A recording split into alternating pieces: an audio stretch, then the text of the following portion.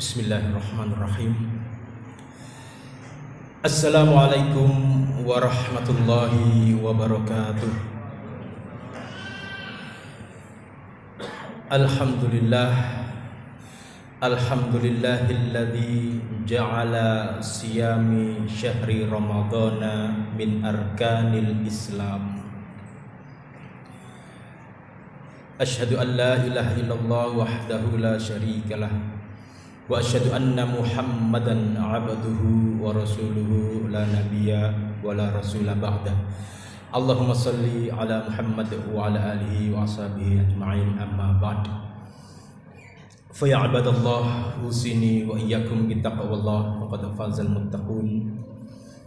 Kama qala ta'ala mudzakiran bidzalika, ya ayyuhalladzina amanu taqullaha haqqa tuqatih ittaqullaha haqqa tuqatih wa la tamutunna illa wa antum muslimun. Hadirin jamaah Masjid Al-Mahdi, jamaah Qiyamul Ramadan yang dirahmati Allah, mari senantiasa kita bersyukur kepada Allah yang memberikan nikmat yang tidak bisa kita hitung, nikmat yang sangat membantu dalam setiap kehidupan kita. Mari kita gunakan nikmat-nikmat Allah tersebut, yaitu dalam wujud mensyukurinya, yaitu dengan wujud tindakan yang nyata, yaitu menggunakan segala nikmat sebagai fasilitas kita untuk semakin mendekatkan diri kepada Allah Subhanahu wa taala. Kita jadikan nikmat-nikmat tersebut sebagai sarana dan fasilitas untuk menambah takwa kita kepada Allah Subhanahu wa taala. Hadirin jamaah Qiyamul Ramadan rahimakumullah. Kesyukuran yang besar pula tatkala sampai detik ini kita masih bisa diberi kesempatan oleh Allah untuk beribadah, yang artinya tatkala kita masih dalam kondisi beribadah inilah artinya kita masih menjadi manusia yang seutuhnya, masih menjadi makhluk hamba Allah yang berfungsi sebagaimana mestinya, yaitu tidak lain kita diciptakan hanya untuk beribadah kepada Allah Subhanahu wa taala.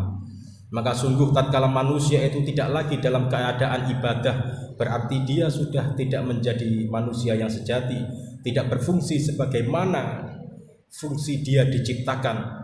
Maka kita bersyukur tatkala masih diberi kesempatan ibadah oleh Allah Subhanahu wa taala. Terlebih kita masih diberi kesempatan untuk menikmati indahnya bulan Ramadan, yang dimana ini adalah salah satu wujud maha adilnya Allah Subhanahu wa taala. Kalau kita bandingkan umat terdahulu, para nabi yang hidup di zaman sebelum Nabi Muhammad SAW, kaumnya Nabi Ibrahim, Nabi Nuh dan sebagainya, yang mereka itu punya kesempatan untuk menghamba beribadah kepada Allah sampai usianya yang terhitung ratusan tahun. Para nabi terdahulu itu sempat mengabdikan dirinya kepada Allah, menghamba diri kepada Allah, beribadah, beramal soleh dalam durasi ratusan tahun. Dan kita ini sebagai umat akhir zaman, usia kita tidak jauh dari hitungan beberapa puluh tahun saja. Tetapi maha adilnya Allah, meskipun usia kita relatif sangat pendek, relatif lebih pendek dibandingkan dengan usia umat terdahulu, ternyata Allah masih memberikan kita kesempatan untuk meraih nilai ibadah yang tidak kalah banyaknya, yang tidak kalah nilainya dengan hamba Allah, yaitu umat terdahulu. Kita diberi fasilitas oleh Allah, yaitu lailatun khairun min alfi syahrin, yaitu dalam bulan Ramadan ini kita diberi kesempatan meraih nilai ibadah yang nilainya lebih, yang khairun, bukan sama dengan, tapi lebih baik daripada 1000 bulan. Maka ini mari kita gunakan dengan sebaik-baiknya. Mari kita menjadikan diri ini benar-benar berusaha untuk menjadi hamba Allah yang bertakwa, yang dengan ketakwaan itu kita akan mendapatkan berbagai solusi hidup dan solusi mempertanggungjawabkan hidup kepada Allah Subhanahu wa taala. Terlebih juga tatkala kita diperintahkan oleh Allah untuk berpuasa, yang dimana puasa ini seruannya adalah kepada orang yang beriman, ya ayyuhalladzina amanu. Maka ketika sebuah syariat, sebuah perintah itu diserukan atau khitobnya itu kepada orang-orang yang beriman, Maka sekaligus fungsi daripada syariat itu adalah sebagai ukuran, sebagai tolak ukur dari kualitas keimanan seseorang. Tatkala puasa ini diserukan, khitabnya adalah kepada orang-orang yang beriman, maka fungsi puasa itu salah satunya adalah menakar, mengukur kualitas keimanan seseorang, bagaimana respon dia terhadap seruan tersebut, maka itu juga mencerminkan kualitas imannya. Sama halnya seperti perintah sholat Jumat, itu juga perintahnya adalah kepada orang-orang yang beriman dan juga ibadah-ibadah yang lain. Maka tatkala seseorang itu fas'au ila dzikrillah, bagaimana respon dia terhadap perintah sholat Jumat itu? Apakah dia bergegas? Apakah dia maksimal? Apakah dia berkualitas dalam meresponnya? Maka itu juga mencerminkan kualitas keimanan dia di hadapan Allah Subhanahu wa taala. Maka mari kita tunjukkan, kita usahakan dengan merespon perintah ibadah ini dengan sebaik-baiknya, maka semoga di situ bisa meningkatkan kualitas iman kita, dan dengan kualitas iman yang baik itu pula kita nanti akan layak mempertanggungjawabkan hidup ini di hadapan Allah Subhanahu wa taala. Hadirin jamaah Qiyamul Ramadan rahimakumullah. Tentu di dalam kehidupan kita ini kita diberi kesempatan oleh Allah, diberi fasilitas hidup, diciptakan dunia dan segala isinya ini adalah untuk manusia. Maka jangan sampai kita membalik, jangan sampai kita menganggap itu sebagai paham yang terbalik.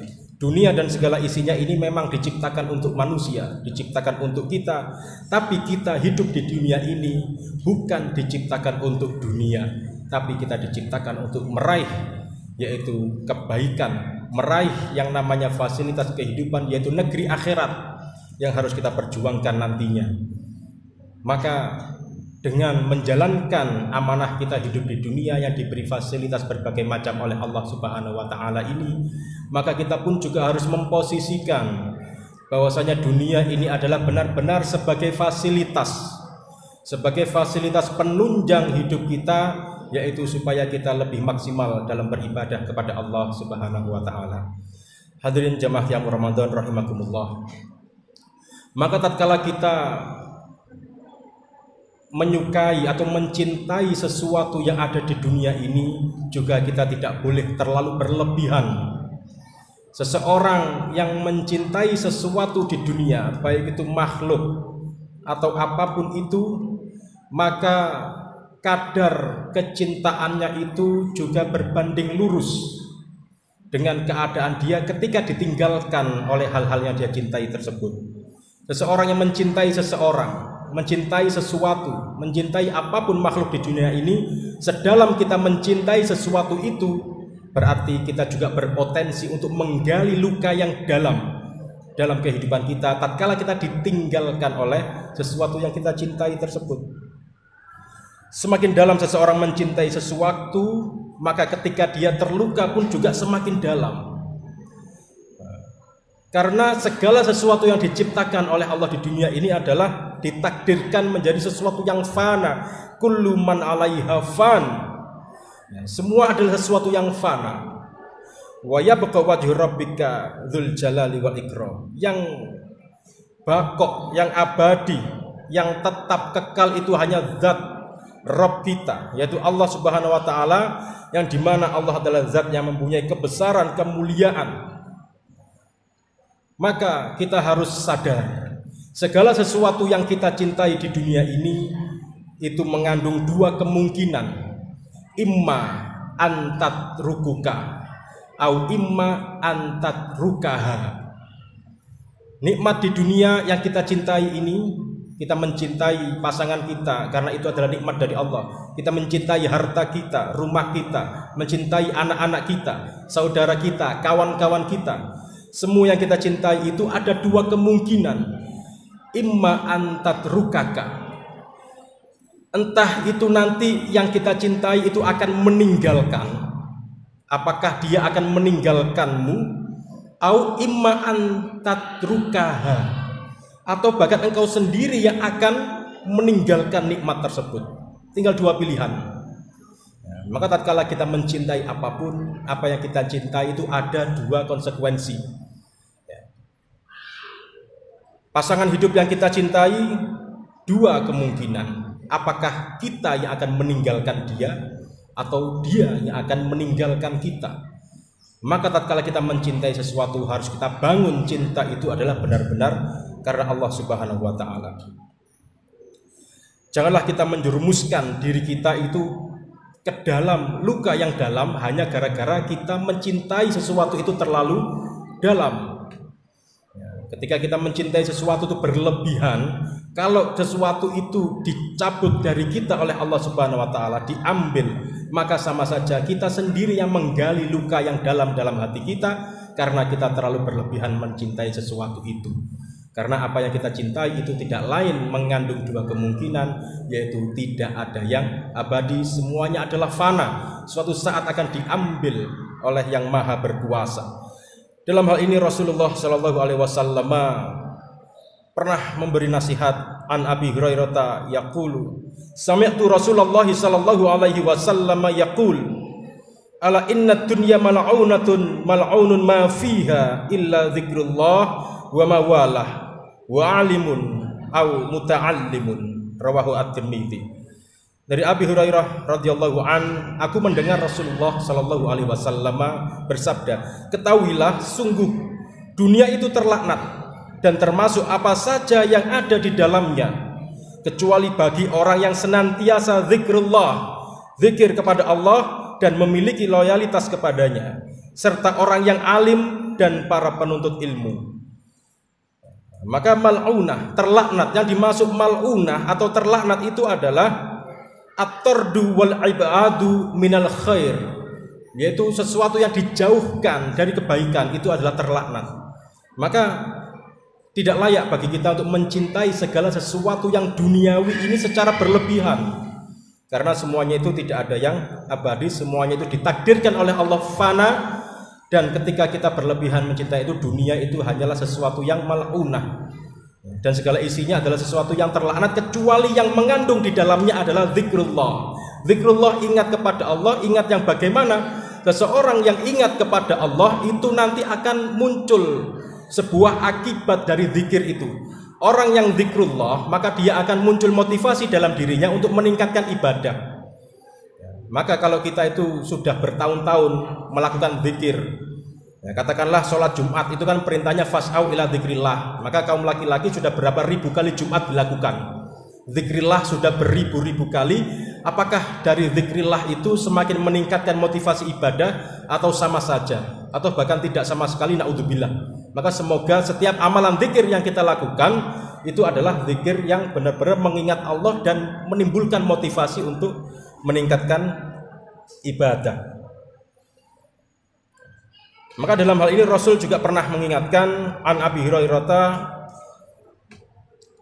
qala ahbib habibaka haunan ma asa an yakuna baghidaka yauman ma wa abghid baghidaka haunan ma asa an yakuna habibaka yauman ma. Cintailah sesuatu itu, orang itu yang engkau cintai dengan sewajarnya. Boleh jadi suatu hari dia menjadi orang yang kau benci, dan bencilah seseorang itu dengan kebencian yang sewajarnya saja. Bisa jadi suatu hari yang kau benci itu akan menjadi orang yang kau cinta. Hadis riwayat At-Tirmidzi.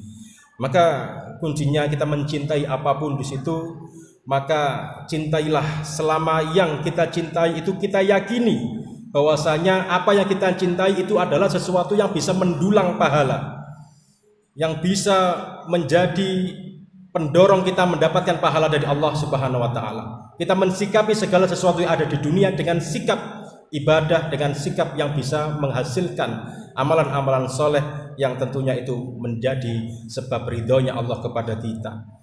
Maka kita harus bisa menghubungkan ya, kecintaan kita itu, respon kita terhadap dunia ya dengan sesuatu amalan ibadah. Kita cinta dengan harta kita, maka jangan biarkan harta kita itu kita tinggalkan begitu saja.